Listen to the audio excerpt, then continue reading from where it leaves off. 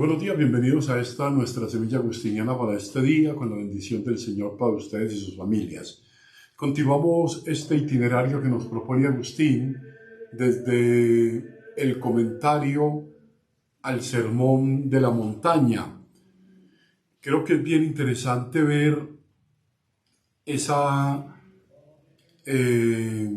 unción, digo yo, de Agustín en el modo como relaciona todos los elementos que le proporciona este texto del Sermón de la Montaña para sacar todas sus enseñanzas y para insinuar un cultivo de esa vida cristiana con una profundidad impresionante, ¿no?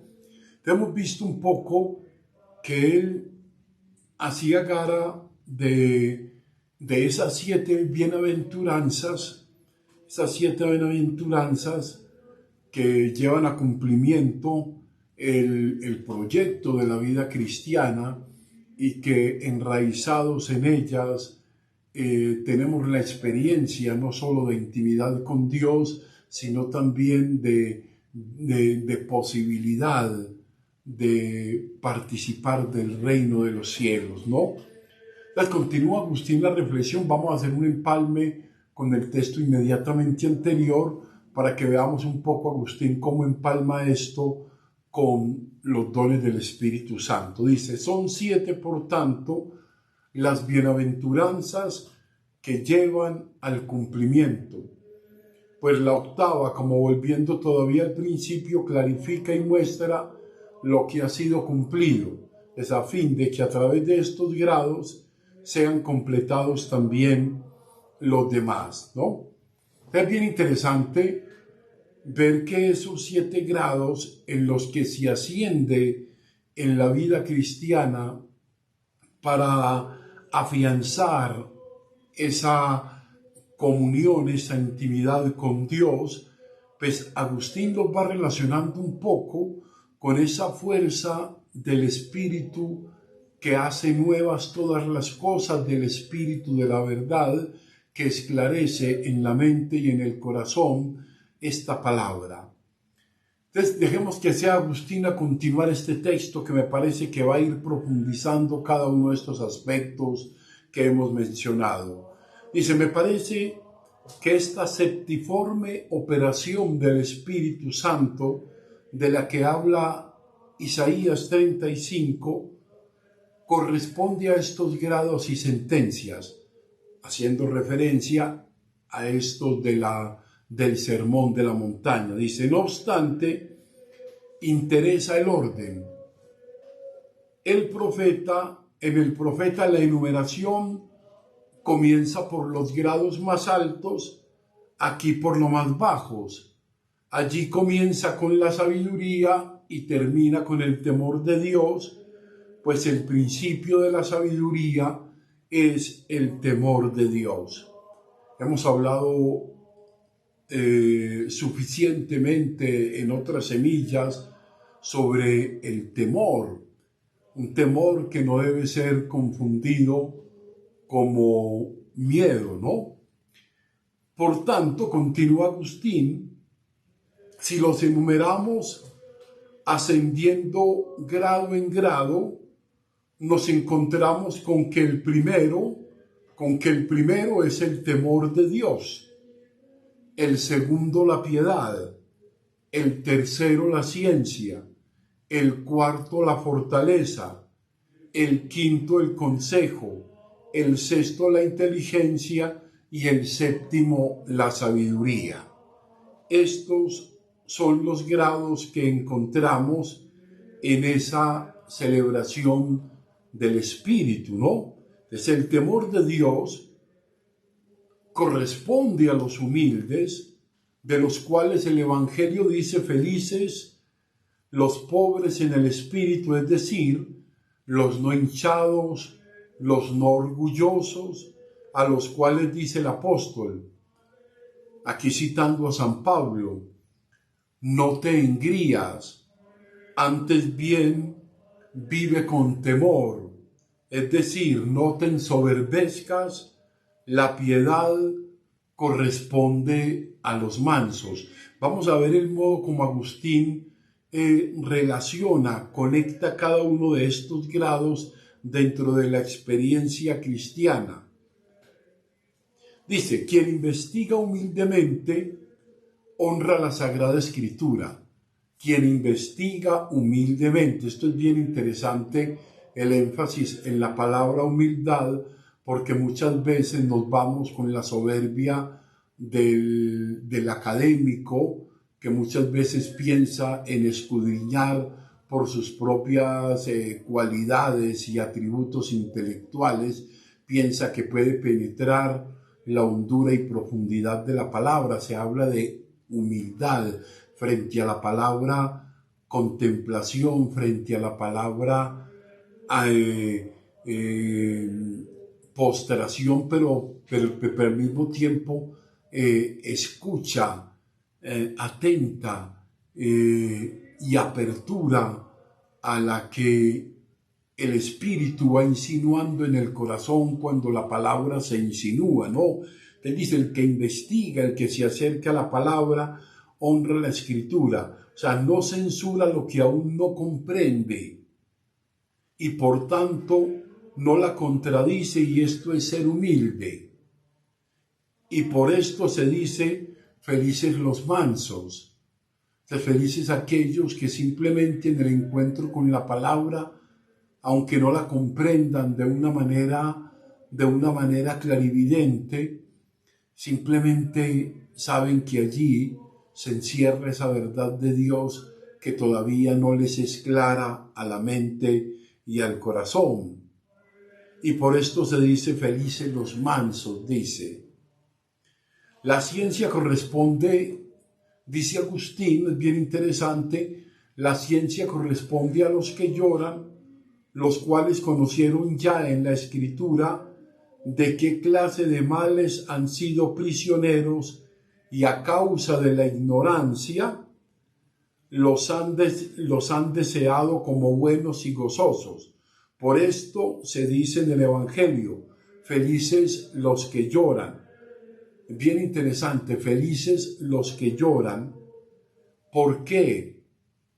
Felices los que lloran porque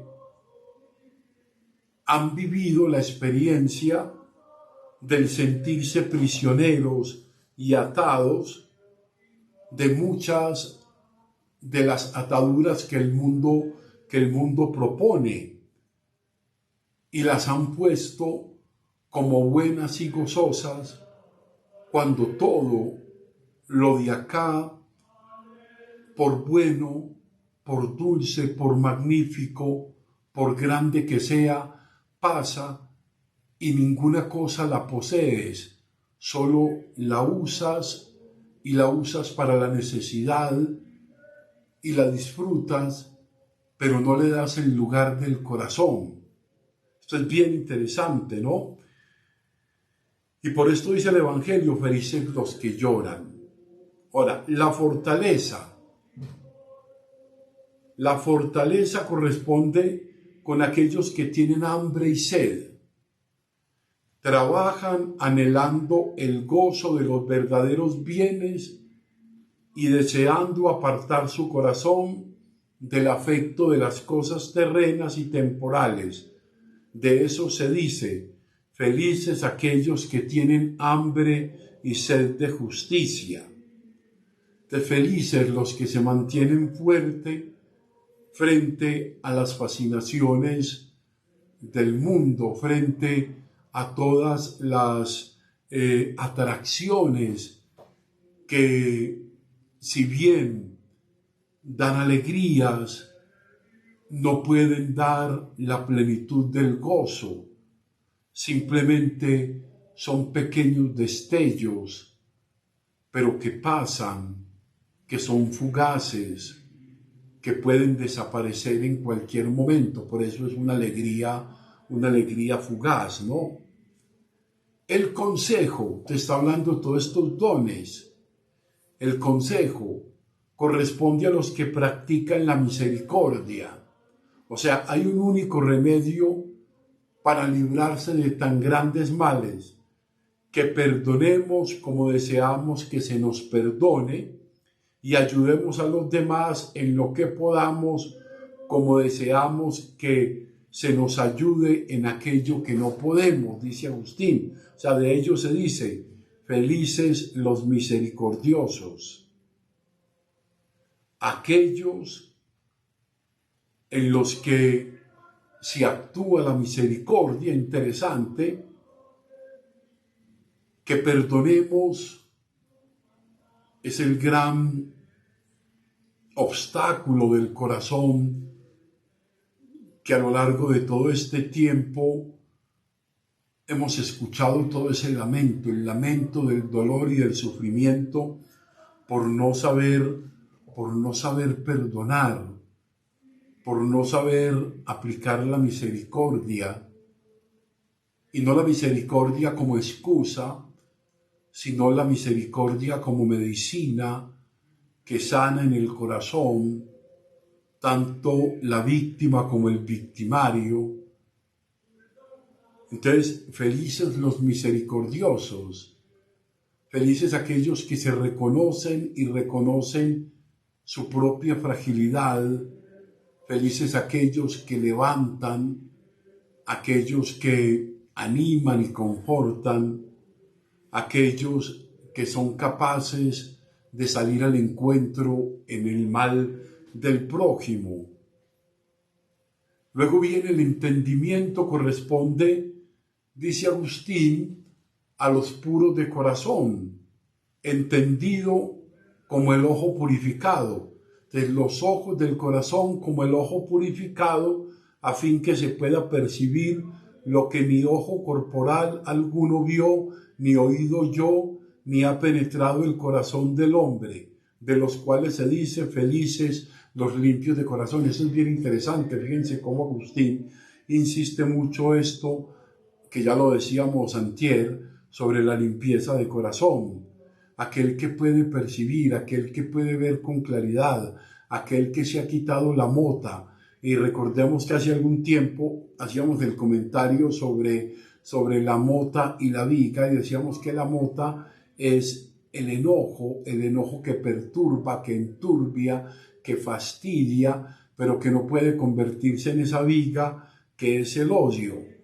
Entonces, cuando vemos con el ojo purificado, entendemos, según dice Agustín, con el ojo purificado del corazón. Entonces, ese tránsito, ese camino al corazón, que es el lugar donde acontece un poco todo lo que no permite que veamos con claridad, es donde nosotros apostamos a llegar al corazón y a la ceguera que en él tenemos por muchas razones, y a que ese encuentro con el Señor va permitiendo ese don del entendimiento para saber comprender, para poder acatar, ver mejor lo que acontece tanto en nosotros, en los otros, y lo que acontece en nuestra historia, ¿no? Luego viene la sabiduría, que corresponde a los pacíficos. Interesante esa relación que hace Agustín de la sabiduría con los pacíficos, en los cuales todos los actos están ordenados y no hay impulso alguno contra la razón, sino que todo está sometido a la conciencia del hombre, dado que también él está sometido a Dios. De eso se dice aquí, felices los que obran la paz. Dense cuenta que aquí paz, sabiduría, están ordenados, valga la redundancia, al orden. Lo decíamos esta semana y vuelve otra vez Agustín a recordárnoslo. Si quieres la paz, debes mantener el orden. O sea, donde no hay orden, donde no se establecen prioridades, donde no existe un mínimo normativo básico, donde cada uno hace lo que le da la gana, donde no se tiene en cuenta lo que es primero, no podemos esperar paz. Podemos esperar ese enfrentamiento de egos y de yoes que están siempre y en cada momento pensando en sí mismos. Entonces, la verdadera sabiduría, la del hombre de paz, es aquel que es capaz de vivir en concordancia con todos, aceptando y en ocasiones también en una actitud tolerante con aquello que no puede cambiar, pero que la paz entonces es el fruto, podríamos decir de alguna manera, de esa vivencia y de ese manejo de la tensión que implica que cada uno pretenda mantener la comunión con el otro a pesar de sus diferencias.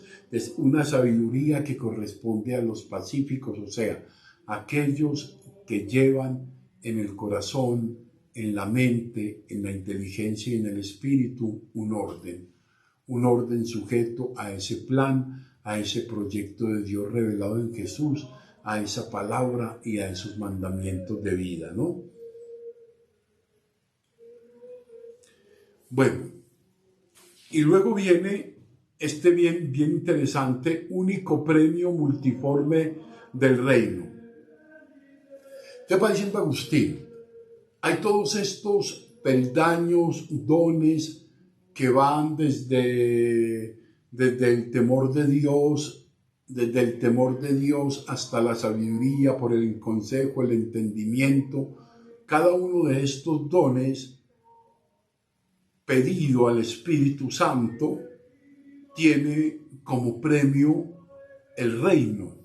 Dice, sin embargo, un único premio, es decir, el reino de los cielos, ha sido repetido de diversas maneras según los grados diferentes en cada uno de esos grados, en el consejo, en el entendimiento, en la sabiduría, en el temor de Dios. Entonces vamos a ver cómo lo va a escribir Agustín. El primero, como era conveniente, ha sido indicado el reino de los cielos, que es la total y suma sabiduría del alma racional, el reino de los cielos, como el primer y gran valor al que debemos apuntar y al premio que debemos desear. Así pues se ha dicho, continúa Agustín, felices los pobres en el espíritu, pues de ellos es el reino de los cielos. Fíjense que pobres en el espíritu vienen siendo aquellos que tienen sencillez de corazón, aquellos que son mansos de corazón. Esos son los felices, los pobres del espíritu, que de ellos es el reino de los cielos, como si se dijese. El principio de la sabiduría, el principio del hombre que quiere tener sabiduría, ese principio del hombre es el temor del Señor, que no es el miedo, lo hemos repetido ya hasta la saciedad.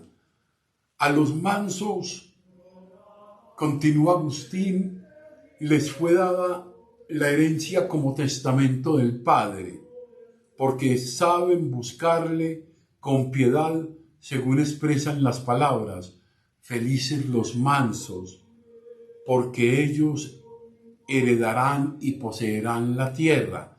Y fíjense que los mansos heredarán y poseerán la tierra también. ¿Por qué? Porque los mansos y los humildes no se creen los dueños, los poseedores, sino simplemente los administradores. Los mansos y los humildes son aquellos que viven en esta tierra, en esa pequeña o gran parcela que le haya correspondido, no como los dueños de la heredad, sino como aquellos agradecidos siempre con Dios y su bendición. Por eso heredarán la tierra, y la tierra como ese lugar para habitar en concordancia y en paz. Entonces, a los que lloran se les ofrece la consolación. Bien interesante, ¿no?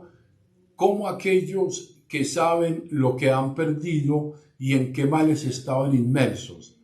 Entonces, aquellos que lloran, es bien interesante, se les ofrece la consolación, como aquellos que saben lo que han perdido y en qué males estaban inmersos. Agustín siempre va a decir que cuando hemos sido liberados de un mal, hay una especie de dolor y de llanto.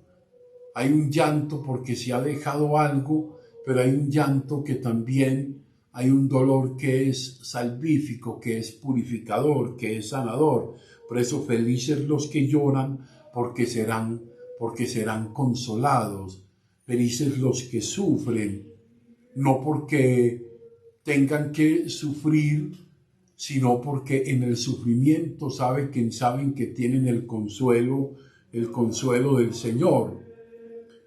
Luego a los hambrientos y sedientos se les promete la saciedad. Esto es bien interesante. Dice, los que están hambrientos y sedientos, como alimento para reponerse de los fuertes trabajos que se hayan empeñados por la consecución de la salvación. Entonces, felices los que tienen hambre y sed de justicia, porque serán saciados. Esto es bien interesante. Hambrientos y sedientos se les promete la saciedad. ¿Y la saciedad cuál es? Es beber esa agua viva, es alimentarse de esa palabra que nos decía al principio de la reflexión Agustín. Es la única capaz de calmar el hambre y la sed. Luego continúa Agustín con los misericordiosos. Se les ofrece misericordia como aquellos que siguen el buen y óptimo consejo, interesante, que se les ofrezca por quien es más fuerte lo que